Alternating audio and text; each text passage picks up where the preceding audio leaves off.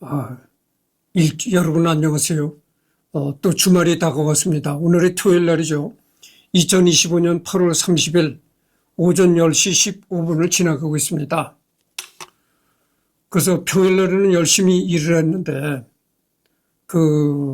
또 주말이 이렇게 빨리 다가왔습니다. 그래서 녹화를 하겠는데요. 여기서부터 할 차례죠. 1893년에 어머니가 갑작스러운 폐렴으로 사망하면서 아문세는 의학 공부를 중도에 포기하고 마침내 꿈에 그리던 탐험가로 본격적으로 진로를 잡아놨다. 물론 비록 배우다 말긴 했지만 이때 얻은 의학 지식은 그의 탐험에도 많은 도움을 주었다. 20살이 되자 아문세는 노르웨이 해군의 수병으로 입대했는데 아문센의 징병 신체 검사를 맡았던 해군 군의관은 어릴 적부터 꾸준히 스키와 축구로 단련된 아문센의 신체적 강인함 앞에 놀라움을 금치 못했다고 한다. 심지어 다른 장교들을 불러서 구경하게 했을 정도였는데 너무 감탄한 나머지 이들은 아문센이 근실한 것은 간과하고 합격 처리해버렸다. 그리고 아문센은 군복무를 무사히 마치고 수병장으로 제대했다. 아문센은 해군 시절에 1891년에서 1892년까지 미 합중국 해군이 로버트 피어리 제독과 함께 북그린란드를 횡단했던 에이빈 아스트루프의 강연을 듣고 크게 감명받기도 했다.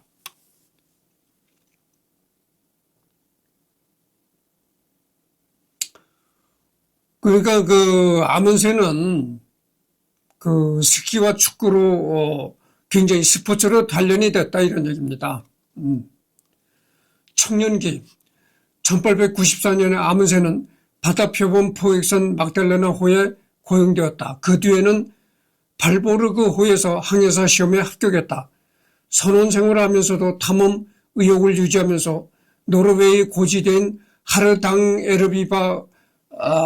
에르비다 고원을 가로지르는 스키 투어에 참가했다. 하지만 스키 투어를 하던 중에 침낭에 든 채로 밤새 내린 눈에 묻혀 죽을 뻔했다가 구출되고 목표 지점을 100m 남겨두고 눈이 많이 쏟아져서 온 길을 되돌아가는 삽질을 하기도 했다. 이때 며칠간 실종될 정도로 고생했기 때문에 엉성한 준비를 하면 안 된다는 교훈을 얻었다. 1896년까지 발보르그호, 레온호, 훌라호, 얀센호, 론호를 거치면서 선원 경험을 쌓았다. 그렇죠. 어디 탐험하러 떠난다 하면은 그 사전에 아주 완벽한 준비가 돼 있어야 된다고 하죠. 1895년에 조타수 시험에 합격하였고 병력 의무를 마쳤다. 이 무렵에도 아문센은 계속 탐험에 미쳐 있었다. 물개잡이배 야손호를 타고 항해하고 있을 때 야손호가 영국령 그림즈비에 도착하자 동료들은 선원을 위한 유흥 장소로 달려갔지만 아문센은 항해 중 북서 항로에 관해 의견을 나누며 친분을 쌓은 선장과 함께 개인 도서관과 국립도서관을 돌면서 북서 항로에 관한 고문서들을 모으고 정리했을 정도였다. 아문센과 야손호 선장은 리오폴드 맥클린톡 제독의 보고문과 존 프랭클린 경을 찾기 위한 그의 수색 과정에 관한 자료들을 우연히 발견했다. 아문센은 이 자료들로부터 북서 항로는 지금까지 탐험가들이 선택했던 것보다 더 남쪽에 위치한 루트를 통해서 이루어질 것이라는 결정적 힌트를 얻었다고 한다. 1897년에 항법과 당시 해상 공용어였던 프랑스어 수업을 받았다.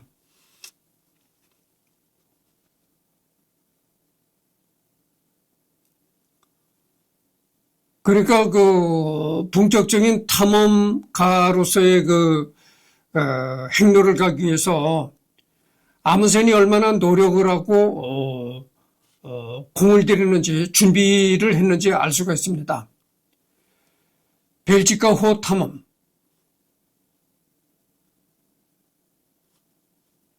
벨기에 남극 원정대 1897년에서 1899년에 합류했다가 돌아올 때 오슬로에서 찍힌 사진이다.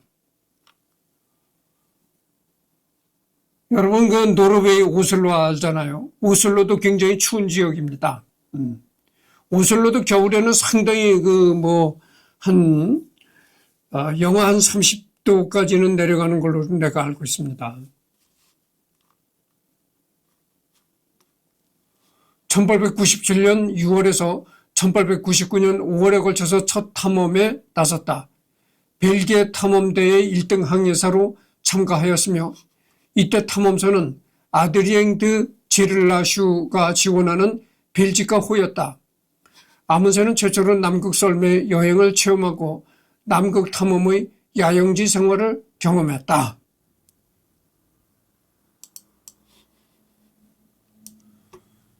그렇죠. 그래서 아문센 하면은 남극 탐험하면 아문센을 떠올리게 되는 것이죠. 우리나라도 그 남극에다가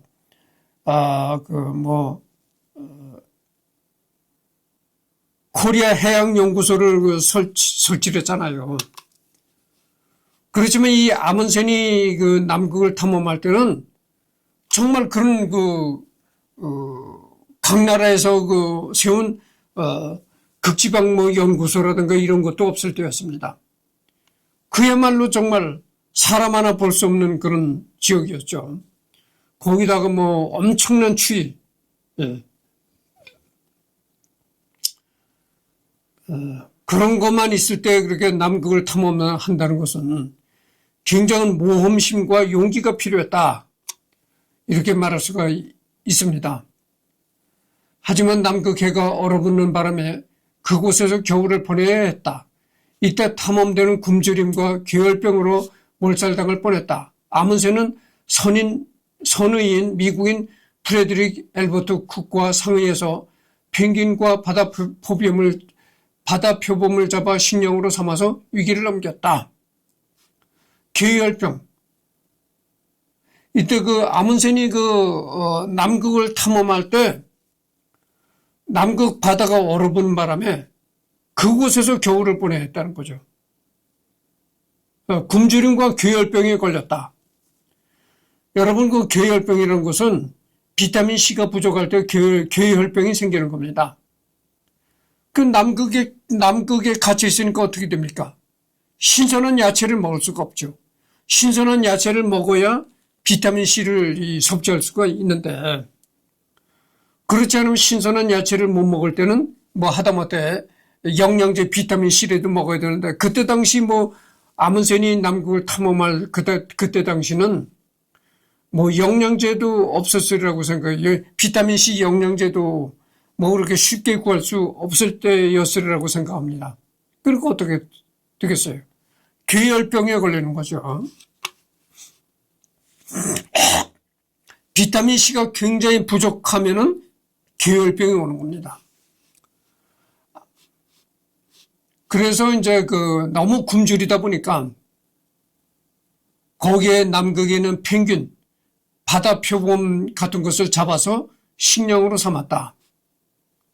이때 대장인 드 제를라슈는 물개고기와 펭귄 고기를 먹는 것에 개인적인 반감을 가지고 있어서 그걸 금지하고 있었기에 하마터면 이들 모두가 괴혈병으로 죽을 뻔했지만 게릴라슈도 결국 괴혈병으로 쓰러져서 침실을 떠나지 못할 지경이 되자 선원들은 아문센과 쿡 박사의 말을 따르게 되었다.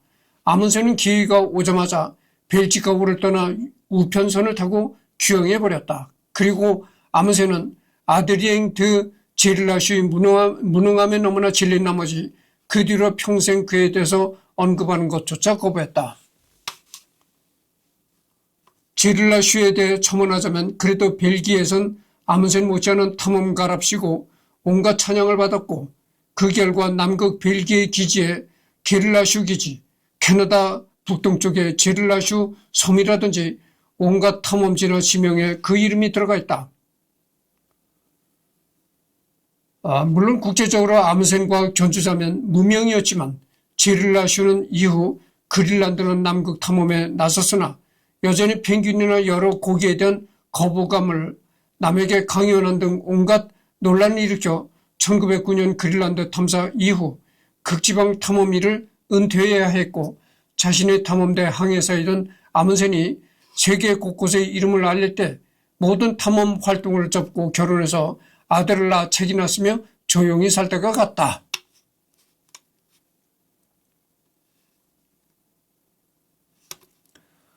제릴라 슈의 아들인 가스통 드 제릴라 슈는 아버지가 남극 탐험을 망쳤다는 오명을 싣고자 딱 60년이 지난 1957년에 벨지카 호가 갔던 곳을 벨기에 탐험대를 이끌고 탐험했다. 그리고 남극 기지를 세웠으나 도중에 수송기가 추락하여 하마터면 아버지 때보다 더 나쁜 상황에서 승무원들과 같이 조난당해 죽을 뻔했다. 그러다가 근처 소련 기지에서 보내준 항공기가 이들을 발견하여 겨우 구조될 수 있었고 이 와중에 무모한 일정을 잡았다는 비난을 받아 이후로 아버지와 같이 일찌감치 탐사대장을 그만두고 돌아와 책이 났으며 연구활동이나 하고 살아야 했다. 그나마 이들 탐사대 일부가 남극에서 발견한 2400m짜리 산에 마운트 가스톤 가스통 드 제릴라슈 산이라는 이름을 지어줘서 마운트 게스톤 디 제릴라슈, 남극의 그 이름이 영원히 남는 영광을 누리게 되었으니 아주 실패한 인생은 아니었다. 그러나 아버지 역시 벨기에 측 찬양으로 이름이 지어진 섬이나 기지 이름이 있으니 결국 아버지와 아들 모두 벨기에나 알아주지 해외에선 무명이다.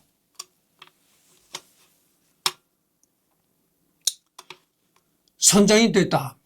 1900년에 아문센은 선장 면허를 취득했고 6개월 동안 독일에 머물면서 함부르크에서는 게오르그 폰 노이마이어 교수에게 자기학을 공부했으며 빌레름 스하펜과 포츠담에서는 각각 베르겐 교수와 슈미트 교수에게 기상학 관련 지식을 배웠다. 이렇게 끊임없이 배우고 익힌 지식 덕분에 아문센은 팀 내에 또 다른 전문가를 영입하지 않고도 기상자료와 지자기 자료를 전문적으로 만들어낼 수 있었다.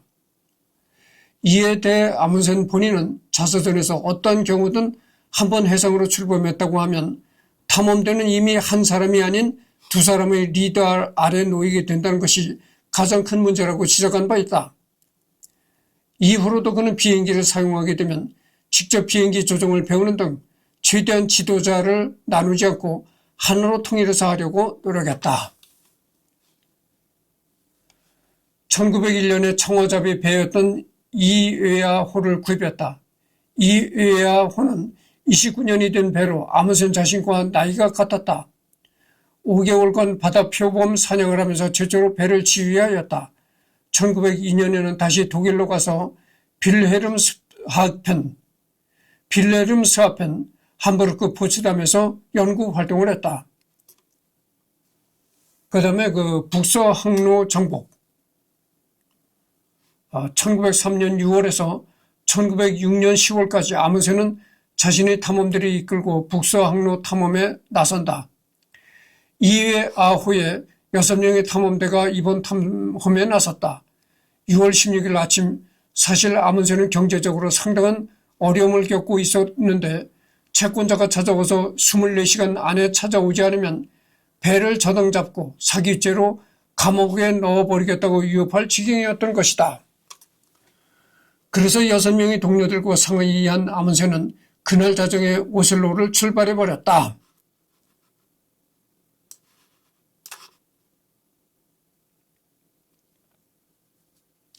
여러분, 이 빚이라는 게 말이죠. 남의 빚이라는 게 그렇게 무서운 겁니다. 남의 빚을 지고는 정말 발편 잠을 잘 수가 없는 겁니다. 이 빚이라는 건 말이죠. 자식한테도 대물림 되는 거예요. 재산만 자식한테 대물림 되는 것이 아니고 부채도 자식한테 대물림이 되는 겁니다.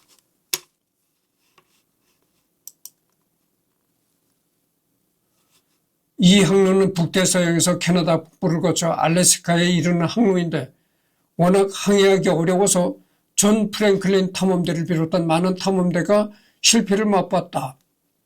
그러나 아문센은 극지방에서는 원주민들에게 극지방에서 사는 법을 배우는 등의 철저한 준비를 통해 난관을 극복하였고 마침내 북서 항로를 개척하게 되었다. 사실 아문센 이전이 다름 아닌 프리드쇼프 난센이 1890년대부터 이누이트들에게 생활 방식을 배워 북극 탐험을 했던 적이 있는데 공교롭게도 노르웨이인 난센과 영국인 어니스트 셰클턴의 탐험 과정을 아문센과 스콧이 따라하게 된다. 다만 난센과 셰클턴은 서로 경쟁하지 않았다. 그러나 아문센은 북상로로 정복에 대단히 불쾌했고 북상로를 개척한 사람에게 주기로 했던 상금도 아문센이 아닌 존 프랭클린 수직대에게 줘버렸다.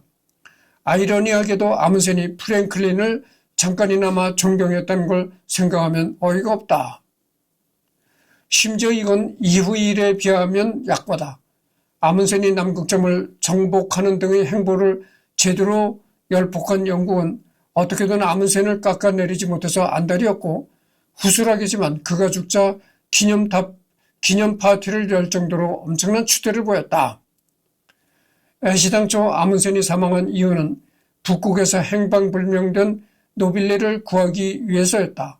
거기다 원래 노빌레는 아문센과 원수 관계였는데 아문센은 그런 사적인 관계에 아랑곳하지 않고 그를 구하려다가 너무 급하게 서두른 바람에 죽은 것인데 거기다 대고 줬다고 낄낄댔으니 당연히 영국은 욕을 바가지로 먹었다.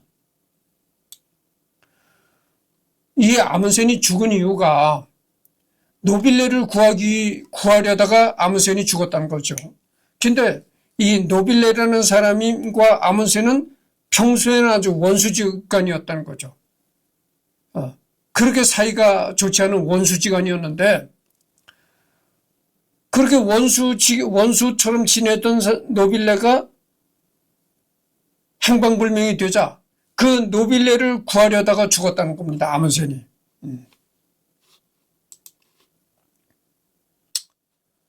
하지만 북서항로 정복 후 아문센은 강연을 통해 많은 돈을 벌었고 채권자들에게 졌던 빚을 모두 갚을 수 있었다. 그러니까 북서항로를 정복한 후에 아문센은 많은 돈을 벌었다 이겁니다. 그래서 여러분들 말이죠. 돈이란 게 뭡니까?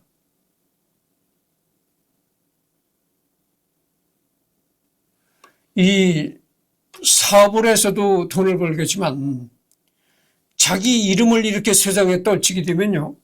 그게 바로 돈이 되는 겁니다. 그러니까 명예가 돈이 되는 겁니다. 명예가 돈이 되는 거예요. 명예가 곧 돈이다. 이런 얘기입니다. 그래서 이 남극 북서 아문센이 북서 항로를 탐험한 후로 유명인이 된 것이죠. 그렇게 유명인이 되다 보니까 여기저기서 강연 요청이 많이 들어오고 또 요즘 같으면은 또 CF도 많이 들어온다고 그죠. CF 광고도 많이 들어온다고 그죠. 그러니까 뭐 경제적으로 윤택하게 되더라. 그래서 이제 기존에 있던 부채들 그런 부채들을 모두 다 갚을 수가 있었다 이런 얘기입니다.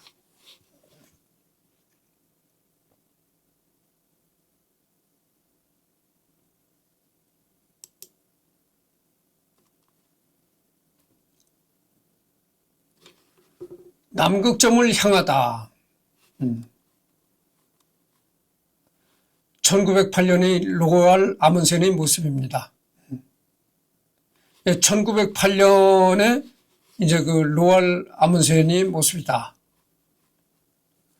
북상로를 정복한 아문센은 북극점 탐험을 기획했다. 1907년 아문센은 난센에게서 프람호를 넘겨받았고 다음 탐험을 준비했다. 준비 과정에서 프람호에 디젤 엔진을 장착했고 3개월간 북해와 대서양을 항해하는 테스트를 하면서 성능을 입증하였다.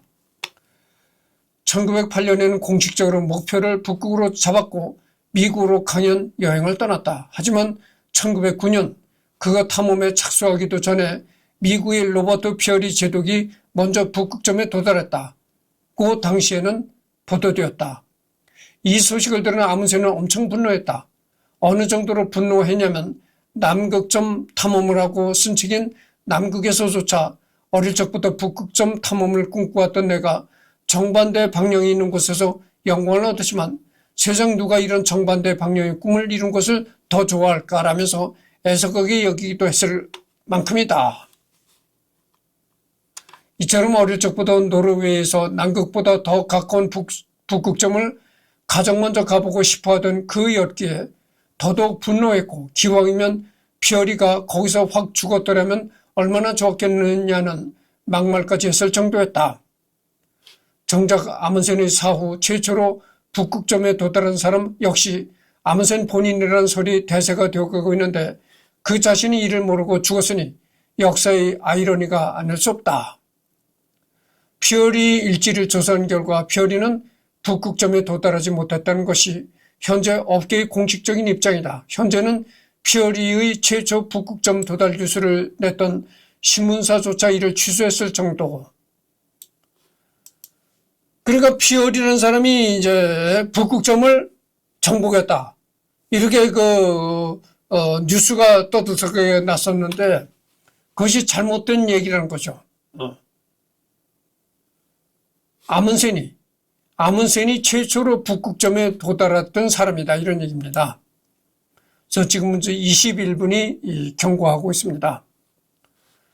또 1909년 아문센은 남극으로 출발하기 직전에 노르웨이 변호사 레이프 카스트베르그의 부인인 시그리 카스트베르그를 알게 되어 그녀와 내연의 관계가 되었다고 한다. 하지만 남극에 갔다가 돌아오자마자 관계를 정리했다. 9월 15일에는 남극 정복을 위한 훈련을 시작했으며 이때부터 담배를 끊었고 정복이 완수될 때까지 한 대도 피우지 않았다. 여간 저런 사정 때문에 할 수 없이 아문센은 계획을 변경하여 남극으로 배를 돌렸고 같은 곳을 목표로 삼았던 영국 해군 장교인 로버트 스콧 대령과 경쟁 관계에 놓이게 되었다.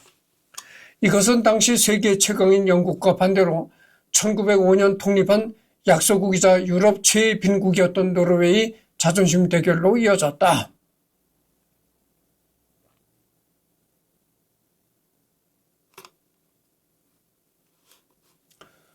로버트 스콧, 이런 게 있네요. 로버트 피어리, 해당 항목으로 인류 최초로 북극점에 갔다고 알려져 있으나 후일 그는 북극점에 40km 떨어진 곳까지밖에 도달하지 못한 것으로 알려졌고 결국 북극점 또한 훗날 아문센에게 최초로 정복된 곳으로 결론이 났다. 정확히는 상술했듯 이름 없는 어느 이누이트족이 가장 먼저 왔다 갔고 기록으로는 처음 남긴 것이 아문센이다. 그러니까 아문센 이전에 어느 추운 지방에 살고 있던 원주민 이누이트족이 아문센보다 먼저 북극점을 밟았을 가능성이 있다. 그러나 기록에는 남지 않았다고 하죠. 그렇죠. 여러분들 이승열이 같이 이렇게 평범한 사람이 어디 가서 한 달 기록에 남겠어요? 기록에 남지 않는 겁니다. 적어도 역사적인 기록이 남으려면은 공표를 해야 되는 거죠. 그러니까 아무리 평범한 이승열이라도 내가 오늘서부터 탐험에 나서겠노라. 이렇게 각 신문사의 기자들, 이런 기자들한테 통보를 하고 내가 평범한 이승열이지만 오늘부터 내가 탐험길에 나서겠다. 이렇게 기자들한테 제보를 하고 떠나가지고 정복했다면 그게 기사화가 되고 기록에 남는 거죠. 그런데 예전에 추운 지방의 원주민이었던 이누이트족이 그렇겠어요.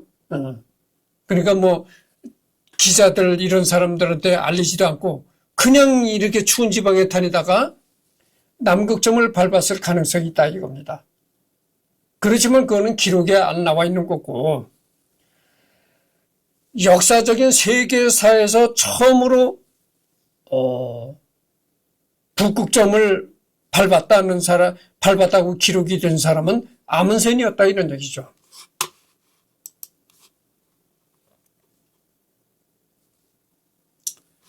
대인군자 아문센, 피어리와 달리 아문센은 남극점에서 경도 및 방위각을 꼼꼼하게 측정하여 증거로 내놓아 일절 논란이 없었다. 도착한 후 하루 동안 경도 및 방위각을 측정했고 처음 도달했다고 생각한 남극점이 사실 남쪽 9km 지점이라는 것을 알게 되자 다시 이동해서 남극점 캠프 폴하임을 설치했을 정도였다. 게다가 스콧이 남극점 부근에 도착했을 때 이미 남극점 부근에 이르러 아문센 탐험대가 지나간 흔적을 발견하고는 최초의 사태다.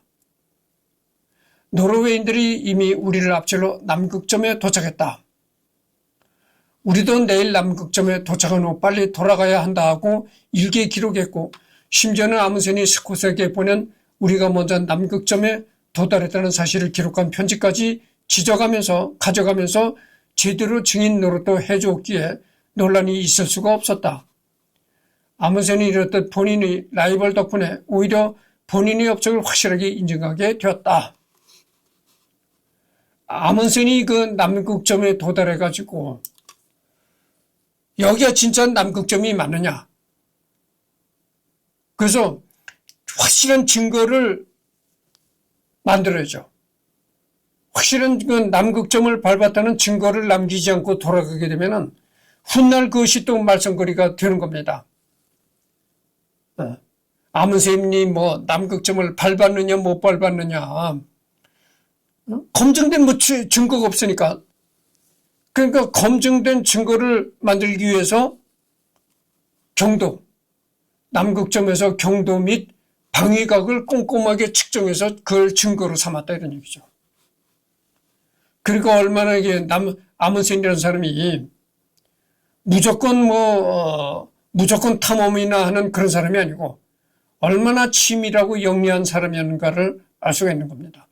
정말 자기가 남극점을 밟았다는 그 증거를 확보하기 위해서 경도 및 방위각까지 꼼꼼하게 측정해서 그것을 증거로 삼았다 이런 얘기죠. 게다가 거친 성격인의 몸에 영국이 주로 엉플러 씹던 아문센은 극지방 현지인들을 잘 대해주었고 그들을 이용해 돈 벌어먹는 짓을 저지른 적이 없다. 1903년에 이누이트들과 웃으며 찍은 사진을 봐도 그들이 옷을 입고 이글루를 만들며 환하게 웃는 얼굴로 찍은 사진들과 남긴 기록들을 보면 피어리라는 인물과 비교하는 것 자체가 아문센에게는 엄청난 모욕임을 바로 알 수 있다. 이 로버트 피어리라는 작자가 저지른 짓거리들에 대해서는 문서 참고 아문센은 1903년에 그 추운 지방의 원주민이었던 이누이트들과 같이 그들과 같은 옷을 입고 이글루 아시잖아요. 얼음집. 그 이글루 앞에서 이누이트족들과 같이 그런 웃는 모습도 이제 찍었고 그렇단 얘기죠.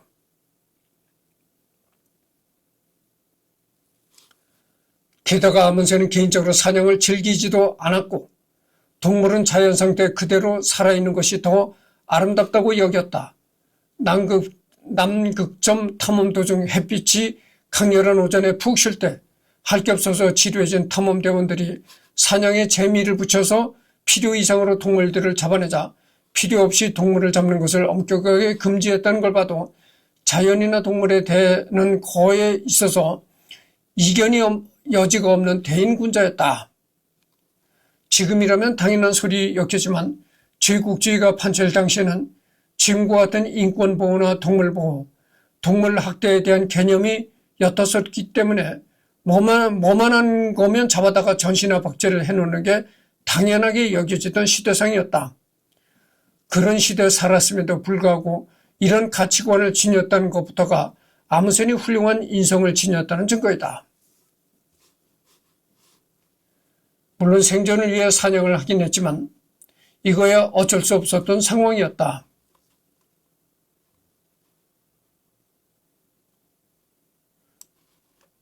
아문센이 살았을 당시에는 지금과 같은 동물보호 이런 의식이 없었을 때라고죠. 그런 동물보호 이런 의식이 없었을 당시에 아문센은 함부로 동물을 잡지 말라. 이랬던 거죠. 그러니까 시대를 뛰어넘는 그런 군자였다 이 말입니다. 아문선이. 곰썰매. 1907년 아문선이 아직 북극점을 목표로 하고 있을 때 그는 엄청난 계획을 세우고 있었다. 바로 비행기도 아니고 술록도 아니고 개도 아닌 북극곰이 끄는 썰매로 북극점까지 도달하는 것. 필요한 곰은 총 21마리로 예상했다. 이 계획을 실행하기 위해서 아문센은 독일의 유명 동물 거래상이었던 카를 하겐베크의 도움으로 북극곰을 얻었다. 선행 조달한 이 곰들은 노르웨이에서 선행 훈련을 받고 9주 정도의 시간이 지나고 썰매 끄는 법을 배워왔다고 한다.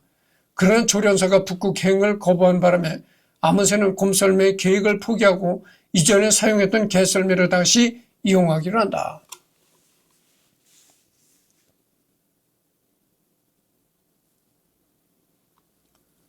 사실 이 계획이 자초되었으니 망정이지 이 계획이 진행되어 곰썰매로 가다가 자칫 곰의 야생성이 일어난다든가 혹은 만약 북극 탐험에서 곰썰매가 성공했다면 남극에 갈 때도 곰썰매를 이용했을 수도 있으며 그렇게 남극에도 곰썰매를 끌고 갔다가 실패한다면 아무 좋은 꼴은 못 봤을 것이다. 물론 이들은 총과 작살과 칼을 지니고 다녔기에 당하기만 하지는 않았겠지만 그래도 곰의 난폭함을 보자면 아마 대원들을 대다수 잃었을 것이다.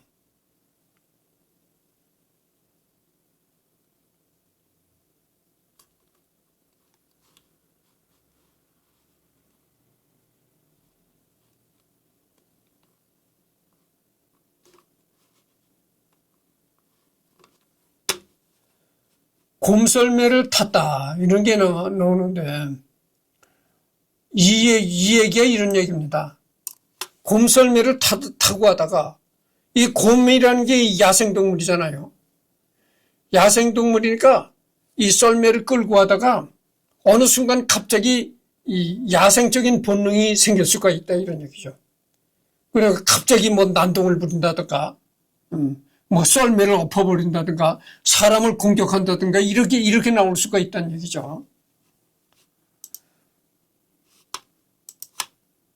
공교롭게도 훗날 에든버러 동물원에 닐스 올라브의 선조가 되는 펭귄들을 기증하는데 그 동물원은 자유 폴란드군과 같이 영국에서 말년을 지내게 된 보이텍도 지내게 되어 로알 아문센이 천수를 누렸다면 보이텍으로 북극점 정복이라는 망상이 다시 피었을지도 모를 일이다. 그 다음에 남극점 정복이 나옵니다.